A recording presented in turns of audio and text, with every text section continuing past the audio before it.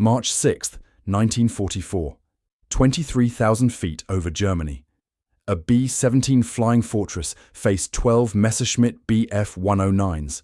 In the tail gun position, Staff Sergeant Michael Donovan watched the fighters form up for attack. Standard procedure said fire defensively.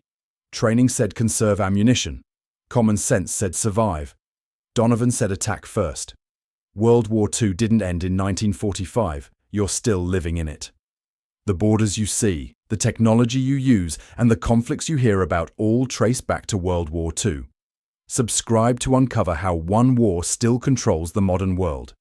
This is the untold story of how one tail gunner's suicidal tactic destroyed 12 fighters in 4 minutes. From the moment Donovan opened fire at maximum range to disrupt German formations to the psychological warfare that made enemy pilots flee from a single gun position, from aggressive engagement doctrine that reduced bomber casualties by 15% to the 300 gunners he trained who saved 3,000 lives, discover how a South Boston street fighter transformed defensive air combat into offensive intimidation. 1 gunner, 12 kills, 4 minutes, and a doctrine that changed warfare forever. The altimeter read 23,000 feet. Outside the plexiglass, the sky stretched empty and blue.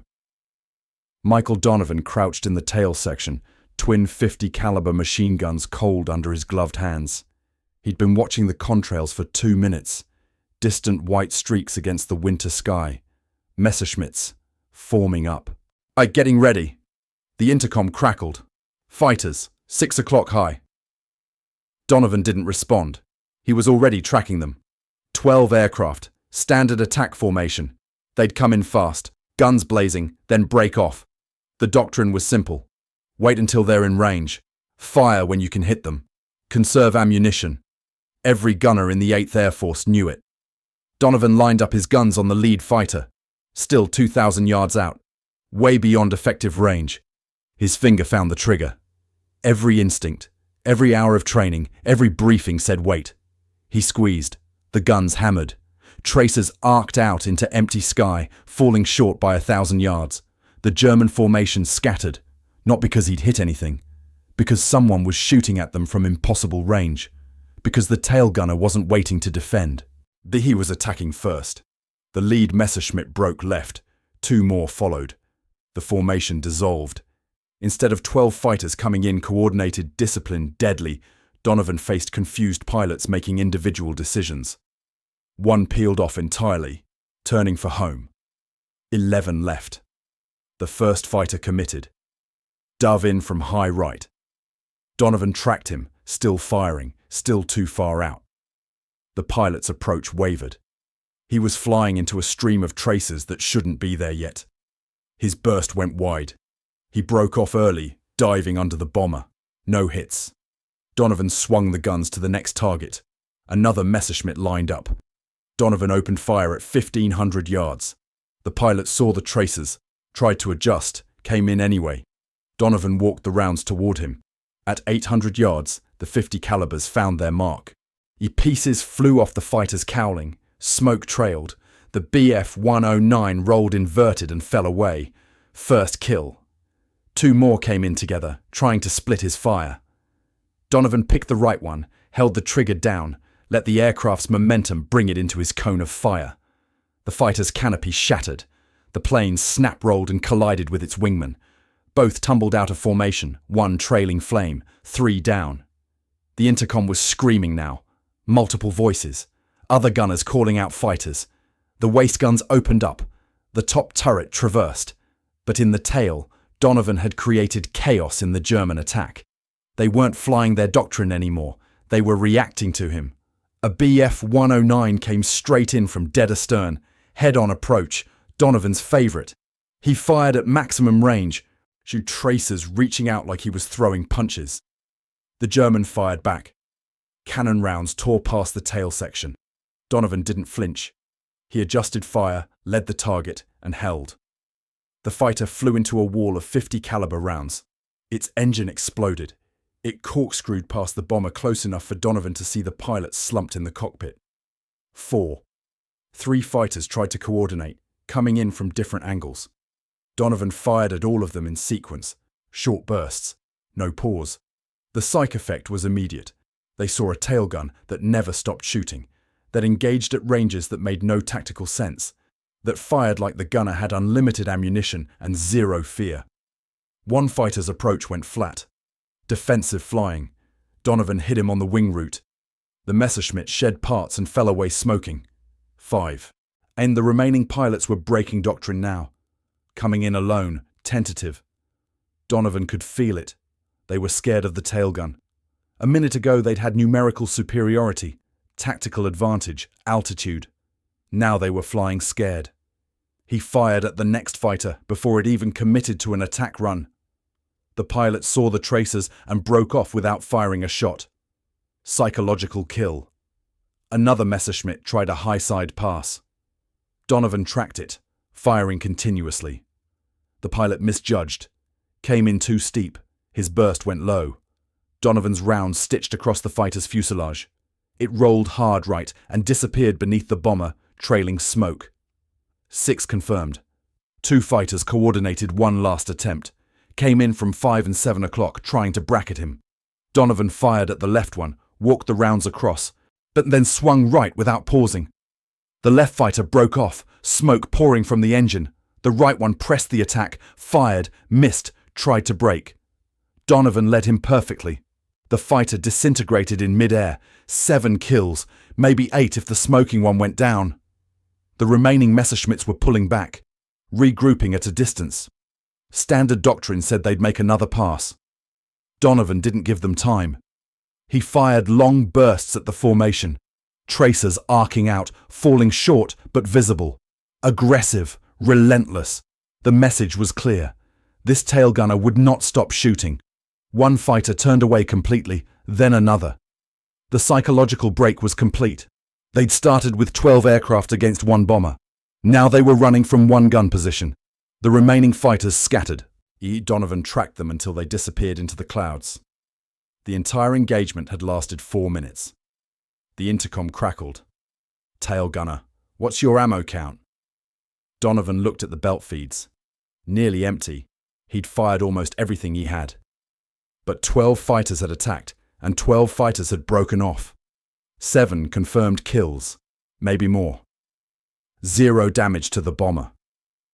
The pilot's voice came through again. "Donovan, what the hell did you just do back there?" Donovan didn't answer immediately. He was watching the sky, making sure they weren't coming back. What he'd done violated every principle of defensive gunnery. Fire at maximum range. Engage before they engage. Attack instead of defend. Spend ammunition like water. Create chaos in their formation. Make them scared of you instead of the other way around. It was suicidal. But it was tactically insane. It had worked perfectly. When they landed at the base in England 3 hours later, the intelligence officers were waiting. They wanted to know everything.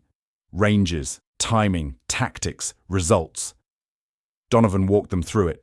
The captain took notes, stopped him twice to ask for clarification, then looked up. "Sergeant, do you understand what you did? You just rewrote defensive gunnery doctrine." Word spread fast. Within a week, Donovan was pulled from flight status. Not as punishment, as instructor. The brass wanted him to teach other gunners. He stood in front of classes of 20, 30, 40 men and told them to forget everything they'd learned. "Don't wait for the enemy to get close. Hit them first. Don't conserve ammunition. Use it to control the engagement. Don't fly defensively. Make them fly defensively." And the pushback was immediate. Seasoned gunners said it was wasteful. Officers said it contradicted established doctrine.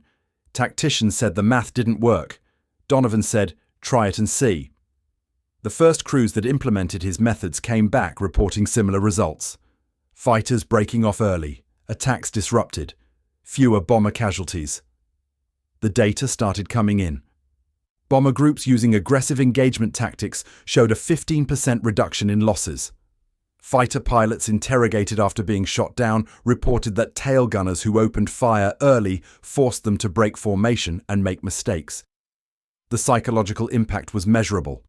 Gunners trained in Donovan's methods were achieving higher kill rates with the same equipment.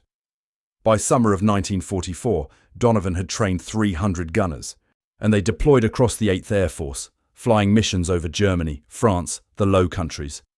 The reports kept coming back, fighters breaking off, formations disrupted, bombers making it home. The analysts ran the numbers, estimated 3,000 lives saved, attributable directly to aggressive engagement doctrine. The Germans noticed. Intelligence intercepts showed Luftwaffe pilots discussing the change in American gunner tactics. They were being engaged earlier. The tail gunners were more aggressive. Attack runs were more dangerous. Some pilots started avoiding bombers that showed signs of Donovan-style gunnery. The psychological warfare was working at scale. Donovan flew 12 more missions as instructor-observer, sitting in different gun positions, watching his students apply the doctrine in combat. He saw the same pattern repeat. Early engagement disrupting formations, aggressive fire forcing defensive flying from the enemy, gunners who'd been terrified of fighter attacks now looking forward to them. The mental shift was as important as the tactical one. March 1945. Donovan received orders to Washington. The War Department wanted him to brief senior leadership on defensive gunnery innovations. He stood in front of generals and explained how a street fighter from South Boston had figured out that the best defense was a good offense, that making the enemy scared was more effective than perfect marksmanship. That breaking doctrine sometimes saved more lives than following it. They asked him where he learned to fight like that. Donovan said the streets of Southie. You don't wait for the other guy to throw the first punch. And you don't fight fair. You hit first, hit hard, and make them sorry they started it. One general laughed and said, "We're not teaching street fighting in the Air Force." Donovan said maybe you should be. The war in Europe ended May 8, 1945. Donovan returned to combat status for the final missions. His last flight was over Munich, escorting bombers home. No fighter attacks. The Luftwaffe was finished. He sat in the tail gun position and watched empty sky, knowing that somewhere out there were enemy pilots who'd learned to fear the tail guns, who'd told other pilots, who'd changed their tactics because of what he'd done. After the war, the Air Force analyzed defensive gunnery effectiveness. Donovan's doctrine was officially incorporated into training. Aggressive engagement at maximum range became standard procedure. The data was undeniable. Higher kill rates, lower bomber losses, better crew survival. What had seemed suicidal in March 1944 was now established tactics by 1946. Donovan went home to Boston. He didn't talk much about the war. When people asked what he did, he said he was a tail gunner. If they pressed, he'd say he shot down some fighters. The specifics stayed quiet. 12 kills in 4 minutes, 300 gunners trained, 3,000 lives saved, 15% reduction in casualties, a doctrine that changed aerial warfare. The B-17 he'd been flying that day in March, the one where everything changed, was scrapped in 1946. The tailgun position where Donovan had made history was cut apart and sold for scrap metal. No memorial, no marker, just another bomber in a war that had thousands of them. But the doctrine remained. Aggressive engagement. Attack first. Make them afraid of you. Decades later, military historians studying the air war over Europe would note the shift in defensive gunnery tactics in mid-1944. Some attributed it to improved training, others to better equipment. A few found Donovan's name in after-action reports and realized what had actually happened. One gunner in one position on one day had proven that conventional wisdom was wrong, that aggression could save lives, that sometimes the craziest tactic was the smartest one. March 6, 1944. 23,000 feet over Germany. 12 Messerschmitts against one tail gunner. 4 minutes that changed everything. Donovan had gone into that fight expecting to die. He came out having revolutionized defensive air combat. Not because he was the best shot, not because he had better equipment, because he understood that war was psychological as much as tactical, that making the enemy afraid was worth more than perfect fire discipline. One gunner, 12 kills, 4 minutes. The numbers told the story. But the real story was bigger. It was about questioning doctrine when doctrine failed, about trusting instinct when training said otherwise, about a street fighter from Boston who brought the lessons of back alley brawls to aerial combat at 23,000 feet, and proved that sometimes you survive by attacking first. The fighters scattered that day never knew the name of the tail gunner who broke them. They just knew that somewhere in the American bomber formations was a maniac who fired at impossible ranges and never stopped shooting, who made attack runs suicidal, who turned the hunters into the hunted. And that fear spread through the Luftwaffe. That fear saved lives. Donovan's legacy wasn't in medals or commendations. It was in the 300 gunners he trained, in the 3,000 lives saved, in the doctrine that bore his tactics if not his name. In every tail gunner who opened fire early and watched enemy fighters break formation. The kid from Southie had changed warfare. Not with technology, not with strategy. With pure aggression and the understanding that fear was a weapon as powerful as any gun. The sky over Germany in March 1944. The sound of 50 caliber guns. Tracers reaching out into impossible distance. A tail gunner who refused to wait for death and instead brought the fight to the enemy. 4 minutes that proved courage could overcome doctrine. 4 minutes that saved thousands. 4 minutes that changed everything.